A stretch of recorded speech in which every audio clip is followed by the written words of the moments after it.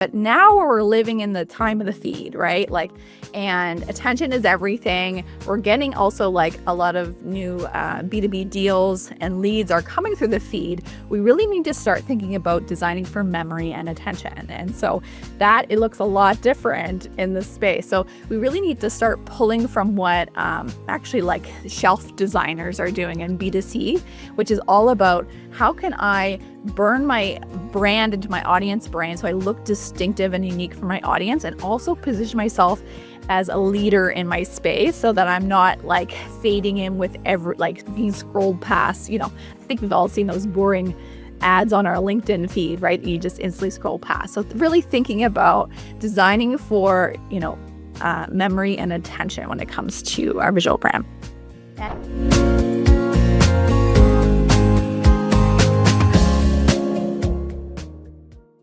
So, hi guys, this is Eamon. Welcome back to another episode of Beyond the Field by Social Jam.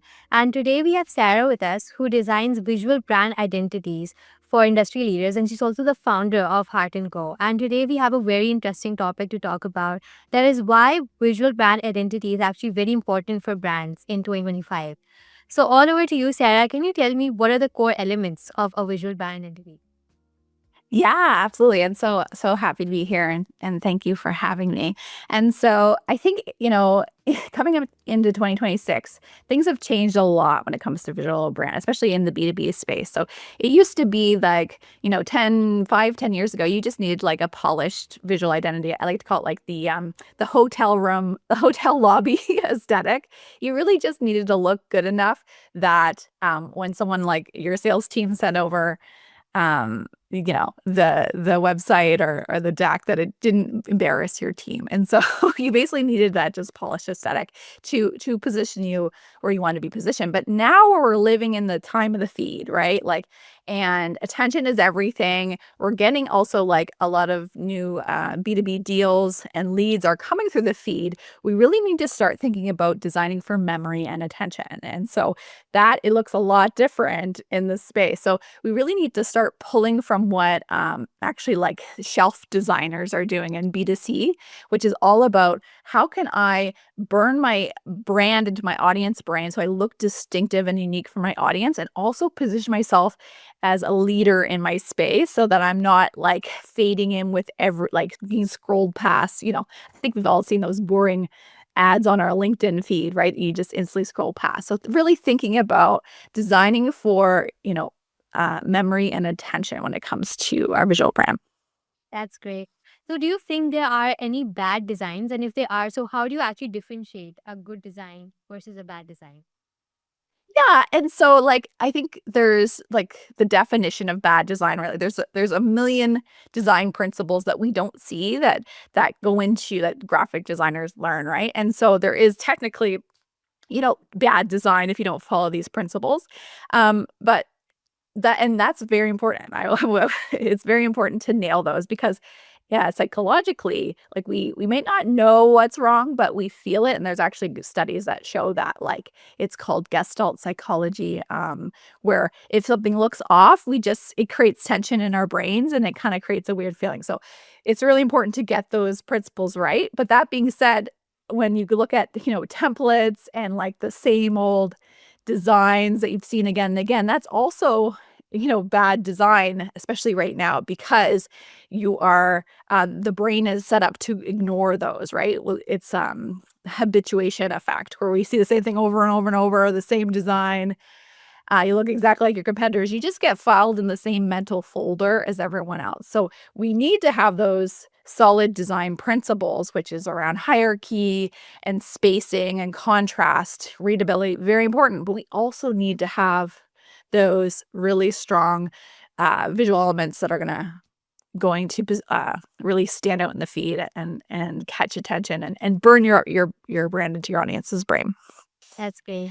So we've talked about your content and copy, how it's important to actually connect with, your audience. So do you think that brand identity and visual brand identity basically plays also an important role in connecting with the humans and creating that emotional impact? Yeah, and I think it's funny because there are some there's good brand psychology, and then there's kind of pseudoscience brand psychology, which yeah, I think color psychology has been like kind of pushed to its limit on like what it actually means. I don't know if you've seen those like viral infographics about like red means passion and blah blah blah, right? And blue means trust. Well, the problem with those is there's actually research suggests like it's actually very subjective, especially culturally. Also, like if you mix red with a bunch of other colors and different graphic elements, you're not going to have the same vibe. So there's definitely like some bad design psychology out there, but the good stuff is more about like how thinking about how does our brain um sort of like psychologically like think of design and as part of the sales process. And so thinking about, okay, at every phase of the sales process, is my brand either helping me or hurting me? And so thinking about again like attention, memory, um just like cohesion and all those pieces coming together. So, like in the past, we used to think that brand identity, visual brand identity, is all about colors and just a logo. But now I think things have actually changed in 2025. So, what things are actually included in visual brand identity now? Yeah, and, like, don't get me started on the logo. I think logo had its time when, a different era of, like, when logo, it used to be the star, and now it's, like, taken off its pedestal, and I think a lot of people still put too much effort into the logo. You're like, it's like over decorating your front door of your house. Like, your house has got a lot like, there's a lot of rooms, there's a lot to do. Your logo really is should just be like that signature piece. And a lot of brands are really simplifying their logo. Actually, I think Stripe just did a rebrand of their icon. They're just like honing in on like that. They kind of have like this curved rectangle that's kind of like slanted, and they're really like honing in on that as a distinctive asset they can own. And so a lot of these brands you'll see like they're simplifying over time with the logo because the logo it's kind of lost its status. And what's interesting about color, so colors, I think like the first brand to like kind of like own a color was Tiffany, like 100 years ago, right? Like Tiffany blue. And so like back, for the last, 100 years, I guess a lot of brands have put a lot of, effort into owning a color. I think you think like Coca-Cola red and stuff like that, but it's gotten so saturated that color is not, for most industries, colors is not an ownable asset anymore. And so you got to think brands really need to build a universe around their brand. And I think again, I was talking about Stripe. Stripe is doing this very well. They have, in the sea of fintech blue, which like every other like PayPal, every other financial brand is blue. They went rainbow gradient. So first off, that was very distinctive and very strategic visual move. They have this slanted square shape they use everywhere. They have what else do they have? They have a whole bunch of visual pieces that they use. They have an illustration style that's kind of like a very thin line illustration style. And what that does is like the more distinctive visual assets and the more that you reinforce them throughout your brand, that means you have more room to play and more room to be memorable without using your logo or without using that one color. So yeah, there's a lot that, it's different now. The landscape has changed in 2026. Yeah. So, just adding to your answer, do you think that brands should not stick to one color and they should have multiple colors, or there should be a proper color palette that they're following? Yeah, no, I think, it depends. Like, I think it's just like do what you want with color. It's just like know that that's not going to be enough to differentiate you in most industries. And I say most industries because there are some industries that are just like so bland that if you just change a color, you are good to go. Actually, a good example of this is the note taker AI apps. They're all they're all purple. They're all gradient purple, and so there's one that's green, and it looks so different. I'm like, "Yeah, that's a very strategic use of green, in that instance." So, but for most brands, unless everybody looks exactly the same color, then it's not enough for most brands. That's true. So, what major visual brand identity trends do you see coming up in 2026? Um, yeah, so I think for there's always trends trending. Like, there's always something new. I think people just need to be conscious about avoiding them because you don't wanna like, you wanna future-proof your brand. You don't wanna, like, make it look dated in a couple years and have to change it.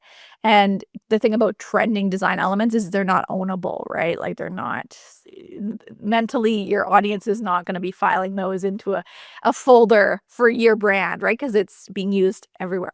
And so I think we just have to be really conscious about our own psychology here, because this is called the bandwagon effect. It's unconscious, but when we see something a lot, we just like, we naturally want to do it ourselves. Also, I forget, it's also called mere exposure effect. Yeah. So yeah, when we see something a lot, we like it more. And so we're unconsciously kind of like pulling from these brands that we don't know. Like we think we're being original, but we're not. So what I do is I have an ChatGPT prompt that like brutally tells you like this, avoid these trends in your industry, because like we might just fall into the trap of doing it. It's nobody's fault. It's not our fault, but it just happens. Is how our brains work.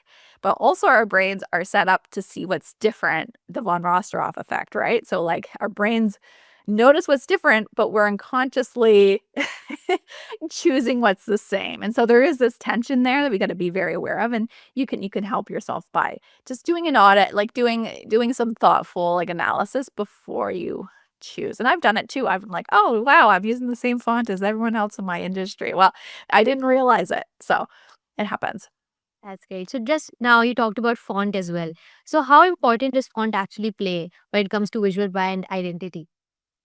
Yeah. So I think, like every element, um, I think it's less about like how important it is. It's more about like if you look at the land, like if we're looking at the visual universe that you're building, it's like, are we grading? If we choose a font, it's kind of being graded. Like, is this a distinctive font? Is this a font that just like looks high end and polished and like positions you as high end? So it's like we're really thinking strategically about like how do we grade these elements? Like not everything has to be distinctive in the brand.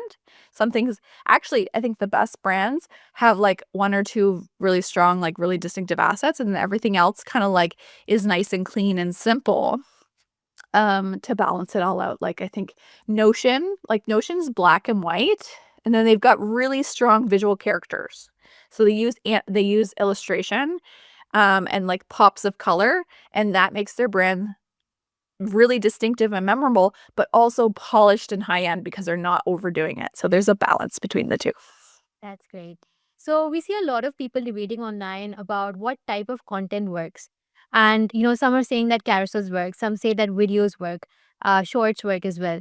So we have this debate which is going on, and everywhere designs are absolutely included. So which part do you actually think is very important? What type of content?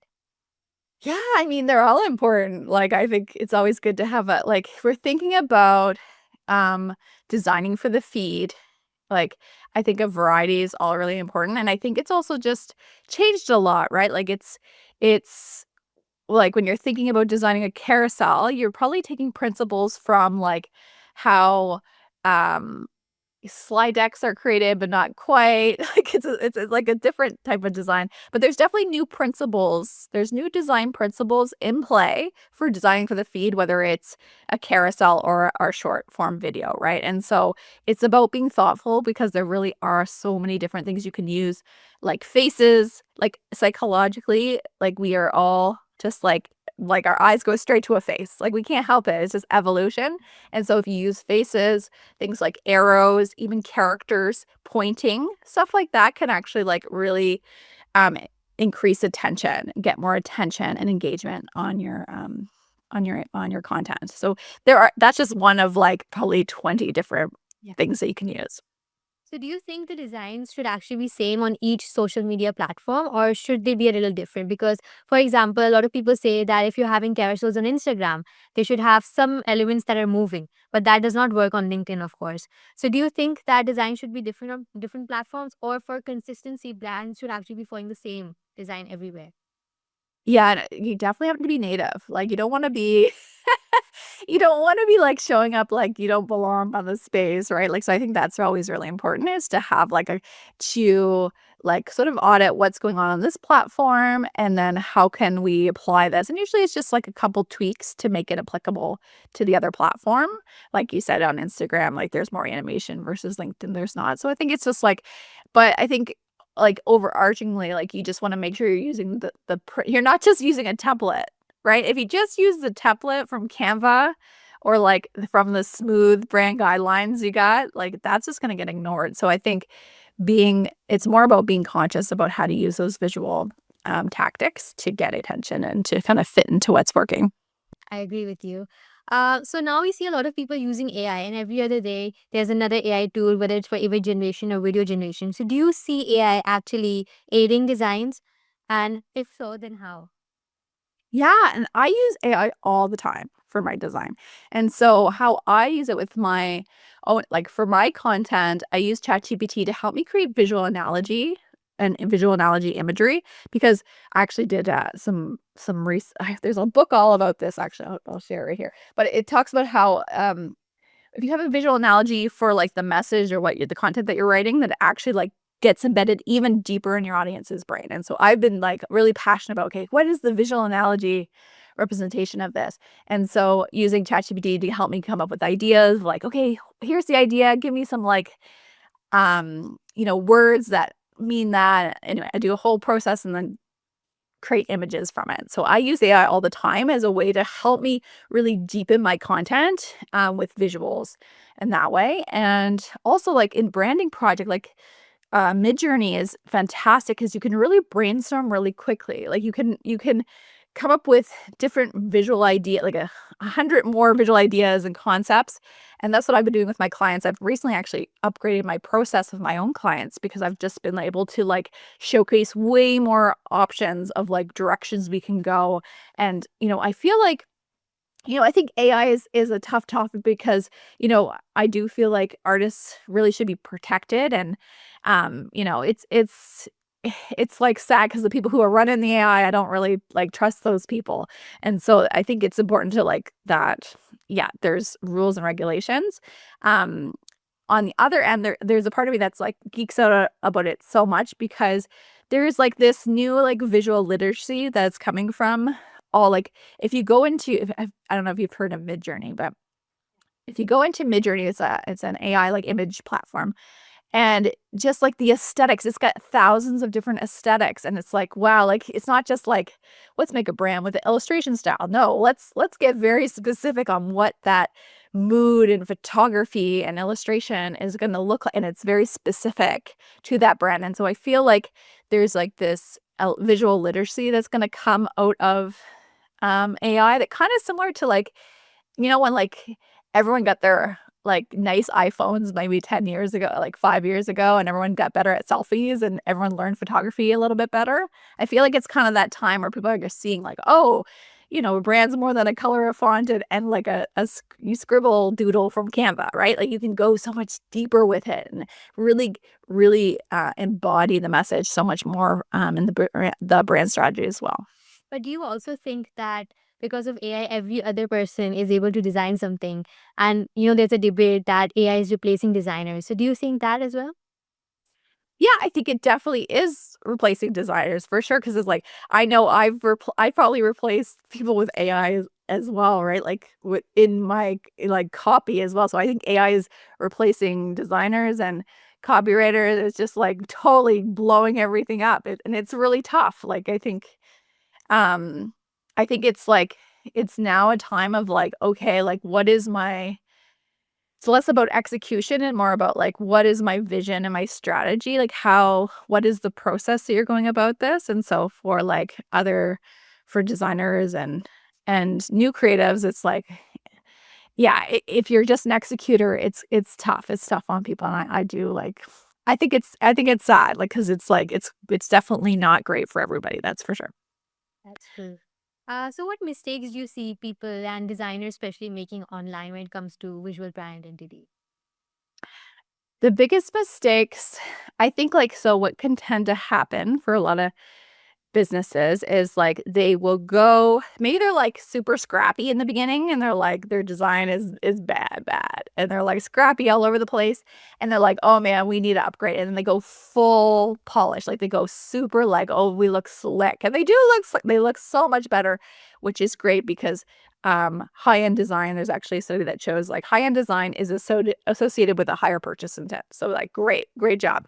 But the problem is they smooth themselves out so much, they look exactly like the competition. And so they're losing out on any memory cues or like like they're blending in with every other person competitor, right? And so they're not like they're following, they're not leading, right? They're following. So they really need to come back to the middle of like, okay, how do we add distinctive visual elements? How do we add attention cues into our brand identity so that it actually positions us as a leader? And then the other side of that is like I see this with a lot of founder-led brands is they go full creative. So they're like they've got the attention grabbing visuals. They got the distinctive assets, but then they don't know the high quality design principles that actually position them as not not like a mess really like you you DIY'd and then sorry but you looked it. Um so there's the balance there too. So it's really like finding that balance between polish and distinctiveness and being able to merge them in a way that isn't insane. So yeah. So there's a lot of clutter online because every other person is now able to design, they're able to create content. So how do you actually think that brands can distinguish themselves in the market because there's so many other brands with their design especially?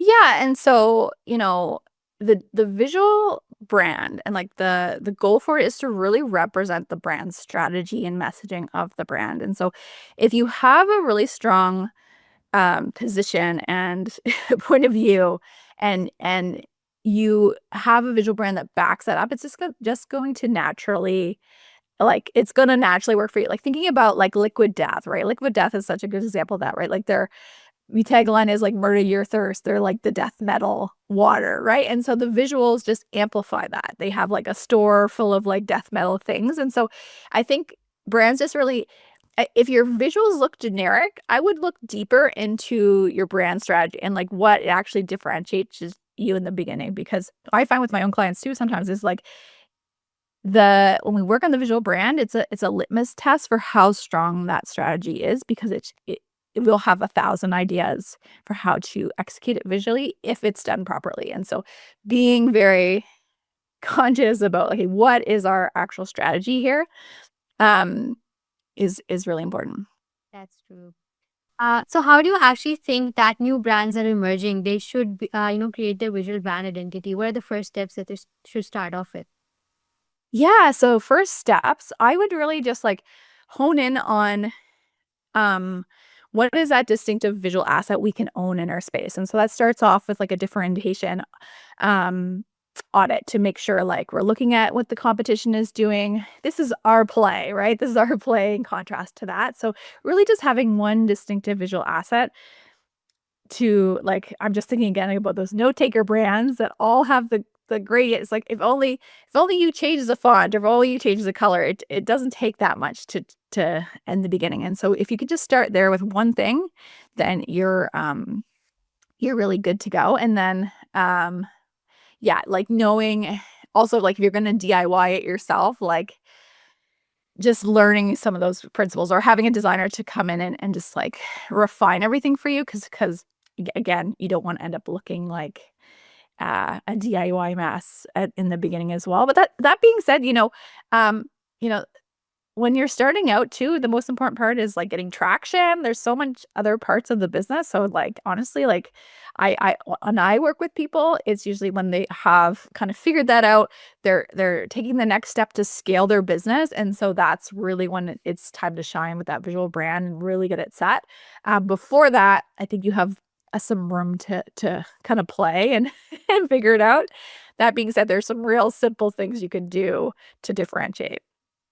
So, you've actually seen that there are a lot of brands online. So, what do you think that why should brands start investing into visual brand identity? What's the reason behind that? Yeah, so when should you start investing in brand identity? Yeah, so, like I was saying, like, in the beginning, I think having something that's gonna differentiate you and also position you as best in class visually is like, so you can just like at the very beginning, check those off your list. And then when you are scaling, growing, and you're like, you have like that vision for your brand, that next step of the business, that's really when it's important to like get it all connecting together. And you want the visual brand to represent the message and brand strategy. Like it all should work together, and the visuals need to amplify that, right? And so that's a real important part to think about is like, okay, I don't want just to you want to make sure that you're leading visually. You want to have a leader brand, you want to have a visual brand that also positions you as a leader. That's great. So, what do you think are those trends which are not actually being followed anymore? For example, Instagram grids. People are not doing that anymore. So, what are things that you think are dying off when it comes to design? I don't pay a lot of attention to that. Like, I think things come and go a lot. I've seen a lot of different design styles. Like, I've been in the design space a long time. I've been a designer and creative director at different agencies. Like, I taught branding and design 10 years ago. Like, I've seen a lot of stuff comes and goes, and it's just if you want to future proof your brand and make sure that it's not just like, I mean, yeah. So I agree with myself here, and I also disagree with myself too. I think you can also go like if there's trends like the grids, right? Like everyone was doing the grid, like do the grid, try it out, see how it works for you. I think it's fine to like go with the flow. Like right now, on LinkedIn, I think there's like people are noticing the power of like infographics and visual analogy, and there's a lot of those elements. Um, and yeah, if it's working for getting attention and promoting your brand, then use the visual strategy. But yeah, I think also like I think that's more about the execution of the brand versus the actual brand elements. When you're thinking about your brand elements, that's when it's a little bit more important to make sure that you're not going with the trends. That's great. So, this brings us at the end of the podcast. Sarah, it was wonderful having you. At the end, will you like to give any advice to all the designers out there? Yeah, to the designers out there, I would just say like, um, yeah, like it's a really cool time to do. I think it's like a really cool time to, you know, actually help clients create visual identities that aren't just pretty, right? It's not it's not a time of pretty design. I'm sure there's lots of designers, they're amazing designers, they've got those skills, but it's time to really think about, okay, how do we actually execute this in a way that it amplifies the brand strategy, amplifies the message, and I would designers too to like play with AI a little bit, see how you can kind of like help it with your own process, um, and that sort of thing. So yeah. Thank you. Thank you. It was wonderful having you. Hope you enjoyed as well. Yeah, this was great. Thank you so much.